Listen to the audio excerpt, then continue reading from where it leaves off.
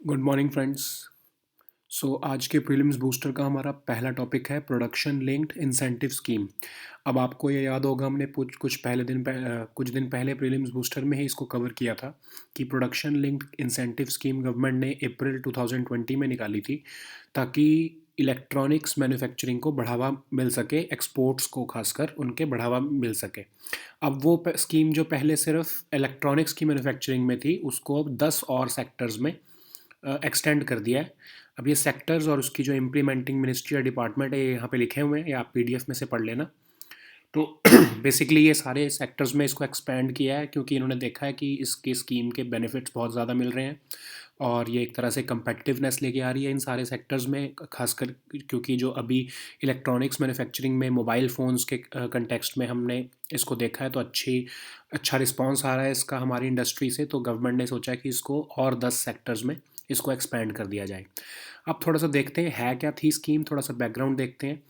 अप्रैल 2020 में ये स्कीम निकाली थी और उन्होंने कहा था कि हर साल आपकी इंक्रीमेंटल सेल्स पे आपको 4 से 6% का हम इंसेंटिव देंगे। अब इंक्रीमेंटल सेल कैसे होएगा, आपको थोड़ा सा एग्जांपल से समझाता हूँ।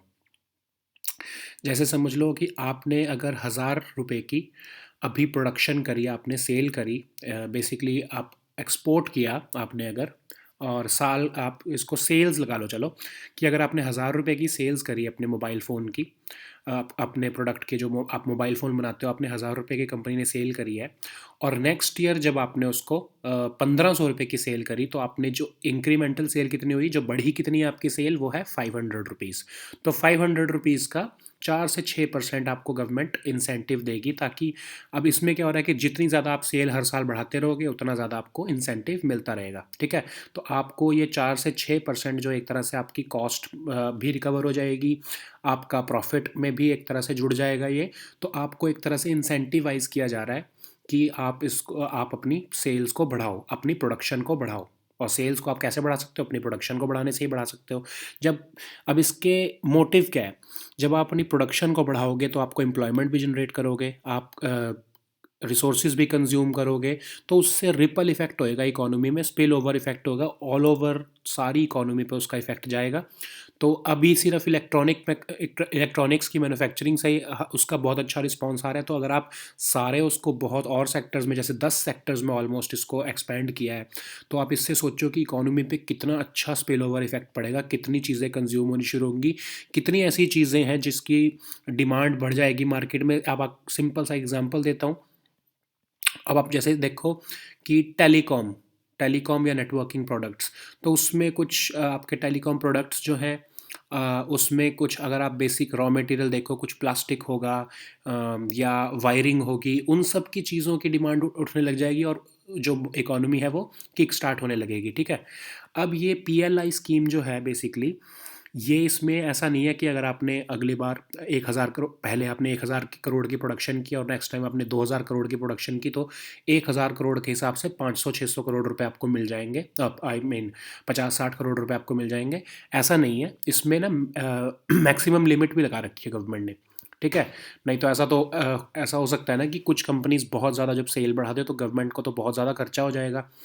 और इसके लिए मैक्सिमम बजट रख दिया, जैसे इलेक्ट्रॉनिक्स के केस में उन्होंने 40,951 करोड़ का टोटल बजट रख दिया था कि इससे ज़्यादा गवर्नमेंट स्पेंड नहीं करेगी एक साल में। ठीक है, तो या फिर वैसे 5 साल की स्कीम थी ये, तो इन्होंने कहा था कि 5 साल में हम इतना मैक्सिमम देना चाहते हैं। ठीक है, अब इसके अंदर अब आप कंसर्न्स में भी यही यही आ रहा है कि अब आप सोचो कि कुछ कंपनीज, अब इसके अंदर ना एक बहुत बड़ा एक तो ये कंसर्न है कि जो गवर्नमेंट, पहली बात तो एक तो लिमिट लग गई, तो अगर आपको लिमिट लग गई, गवर्नमेंट का बजट ही इतना है, तो अगर आप कोई कंपनीज इन 5 साल में इस बजट को ब्रीच कर जाए, तो उसको लगेगा कि यार हमने तो बहुत ज़्यादा प्रोडक्शन करी गवर्नमेंट का, लेकिन बजट हमको इंसेंटिवाइज करने का ही ख़त्म हो गया, तो इससे ज़्यादा हम प्रोडक्शन करके हमें ज़्यादा कोई फ़ायदा नहीं है। ठीक है, तो इंसेंटिव्स के ऊपर एक लिमिट लग गई है, तो लिमिट लगाना ही एक तरह से पहला कंसर्न है,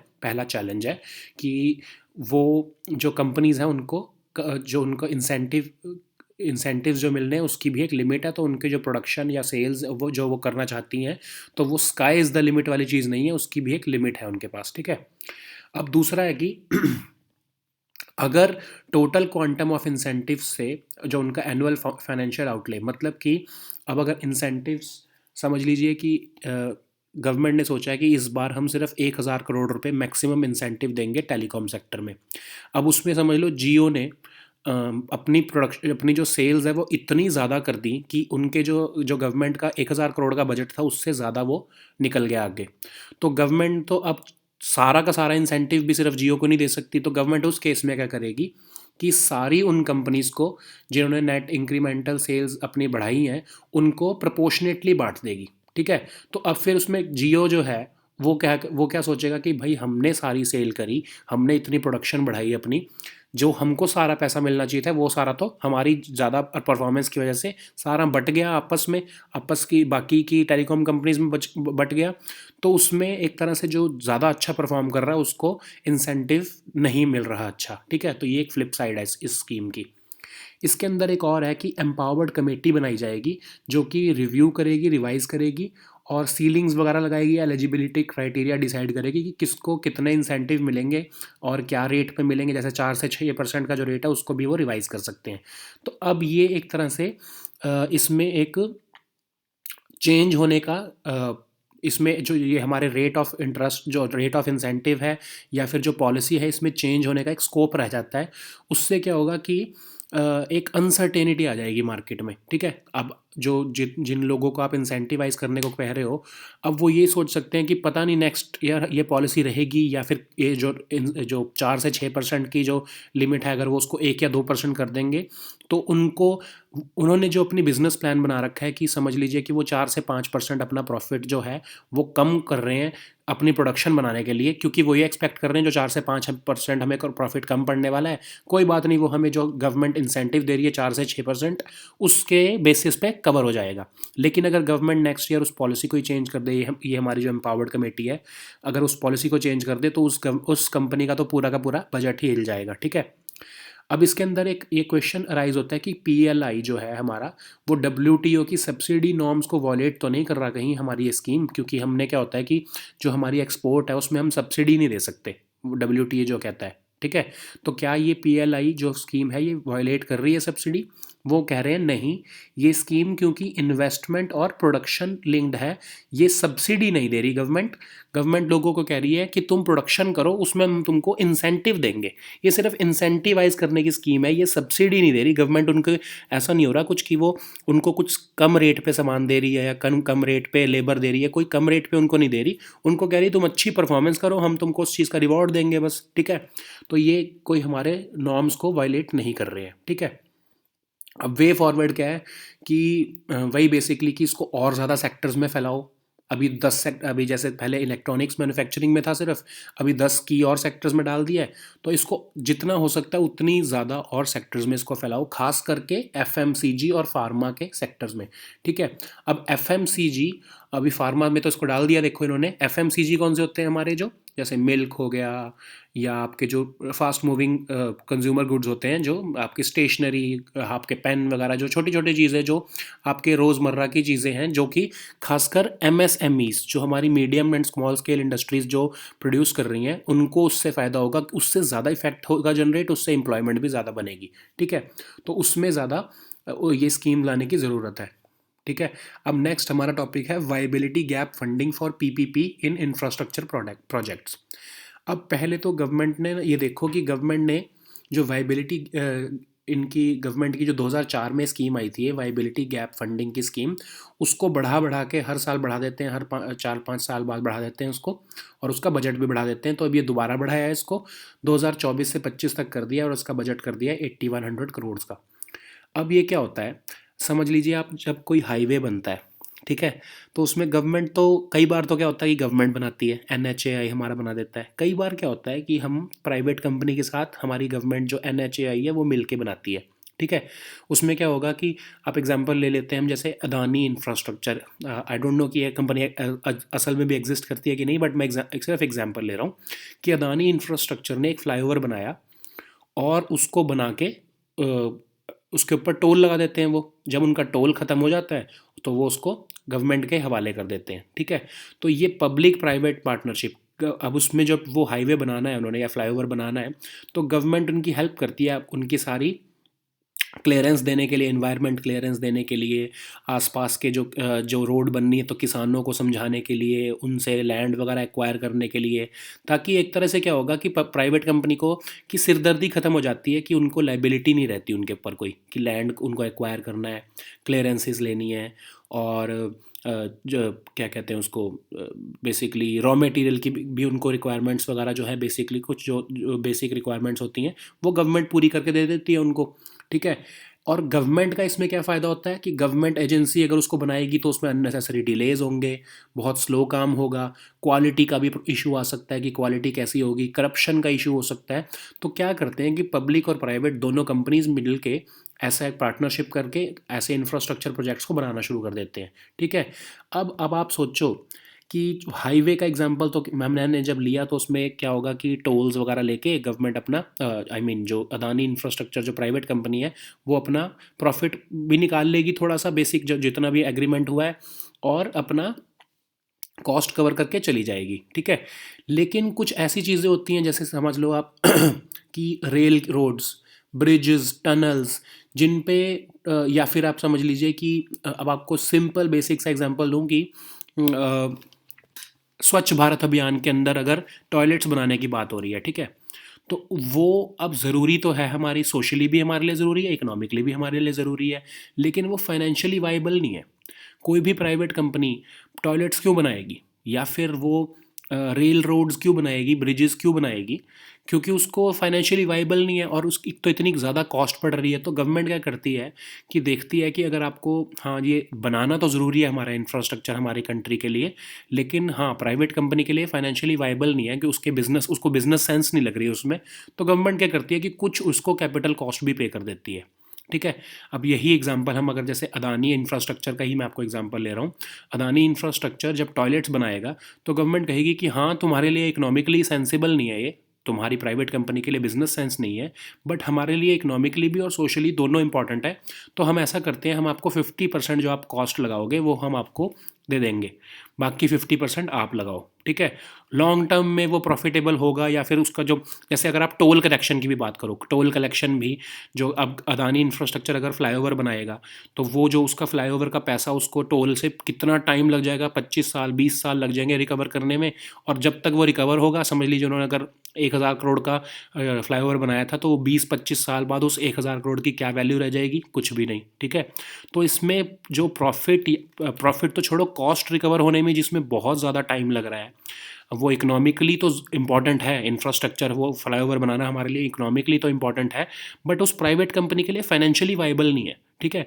तो उसको गवर्नमेंट जो उसकी इमीडिएट कॉस्ट है, या इमीडिएट जो उसको उसका प्रॉफिट मोटिव है, उसको पूरा करने के लिए वायबिलिटी गैप फंडिंग दे देती है। वायबिलिटी मतलब कि फाइनेंशियल सेंस, एक तरह से कि फाइनेंशियली साउंड है वो जो प्रोजेक्ट या नहीं।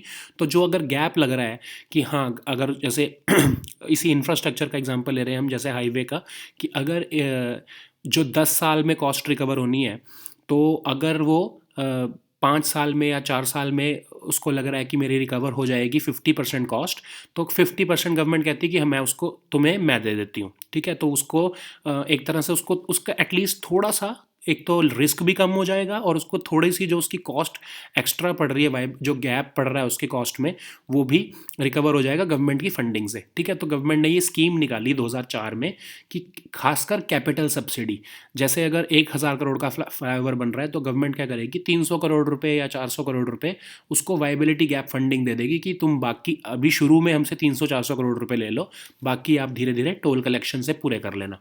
ठीक है। अब ये स्कीम जो है वो मिनिस्ट्री ऑफ फाइनेंस ने निकाली थी 2004 में। इसी को ही बार बार हर साल बढ़ाया जा रहा है, इस बार इसको 8100 करोड़ रुपीज़ और बजट दे दिया है, तो ये स्कीम एक्सटेंड हो गई है अब दोबारा से। ठीक है। अब इसमें 2 स्कीम्स, इन्होंने इसको सब स्कीम्स में डिवाइड कर दिया, 2 स्कीम्स में, ठीक है। पहला वाला है जिसमें ऑपरेशनल कॉस्ट रिकवरी 100% है, दूसरा है जिसमें ऑपरेशनल कॉस्ट रिकवरी सिर्फ 50% है। अब ऑपरेशनल कॉस्ट क्या होती है?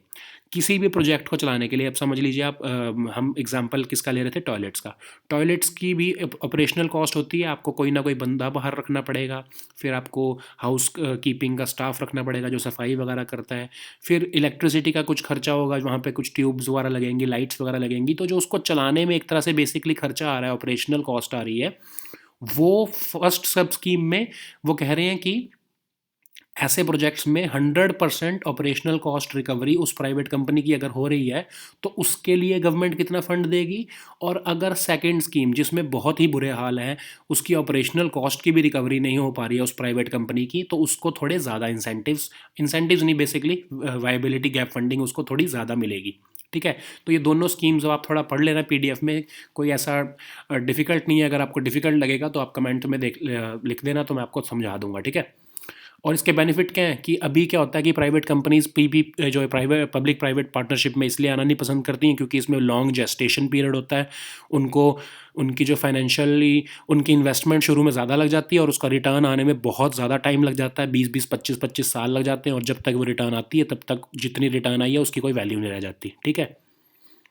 तो अब ये जब वाइबिलिटी गैप फंडिंग उन्हें मिलेगी तो एटलीस्ट थोड़ा सा रिस्क उनका कम हो जाएगा और थोड़ी सी रिकवरी उनकी हो जाएगी, ठीक है।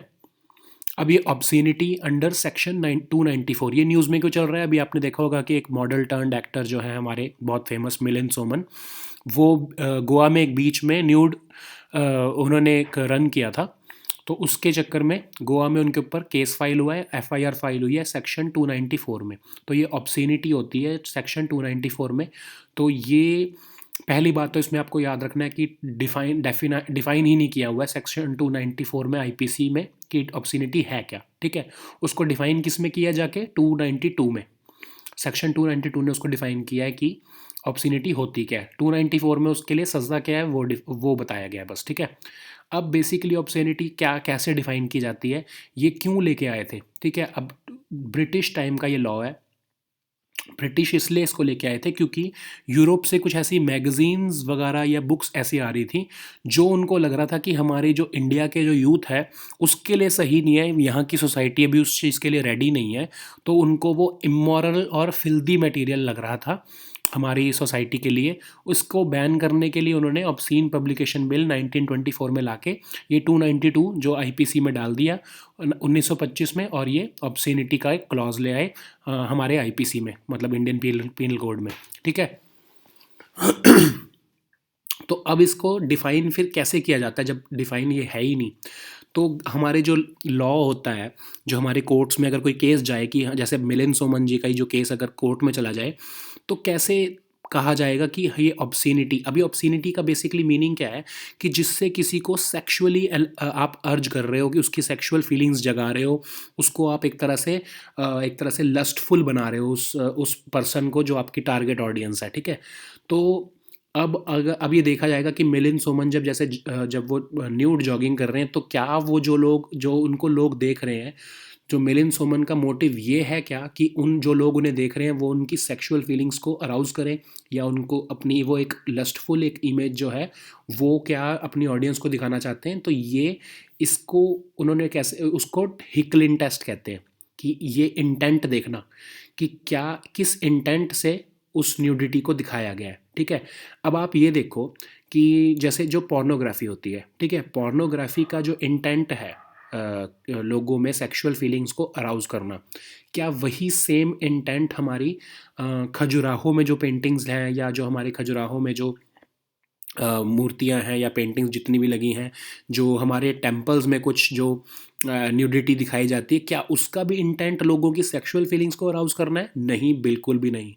वो एक आर्ट की फॉर्म है, ठीक है, वो एक आर्ट है, हमारी रिलीजियस आर्ट है, ठीक है। तो यही वो कहते हैं कि जो कोर्ट्स हैं उनको ये देखना पड़ता है, हिकलिन टेस्ट के थ्रू देखते हैं ये कोर्ट्स कि क्या जो न्यूडिटी शो हुई है उसका रियल ऑब्जेक्टिव क्या है, क्या वो साइंस की प्रमोशन के लिए है, लिटरेचर या आर्ट या लर्निंग के। अब समझ लीजिए आपकी साइंस की बुक्स में जब न्यूडिटी की कुछ बात होती है, समझ लीजिए आपको जब कुछ रिप्रोडक्टिव सिस्टम पढ़ा रहे होते हैं तो उसमें न्यूडिटी दिखा सकते हैं, या कुछ भी हो सकता है। सेक्सुअल आपको जब नॉलेज देते हैं कि सेक्स एजुकेशन देते हैं, उसमें न्यूडिटी दिखा सकते हैं। तो आप उनका इंटेंट गलत नहीं है, वो आपके अंदर सेक्सुअल फीलिंग्स को अराउज करने के लिए नहीं दिखा रहे हैं, वो आपको लर्निंग के लिए दिखा रहे हैं।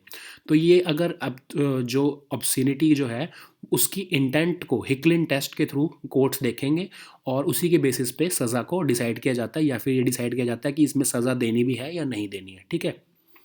अब नेक्स्ट हमारा टॉपिक है OTT प्लेटफॉर्म्स।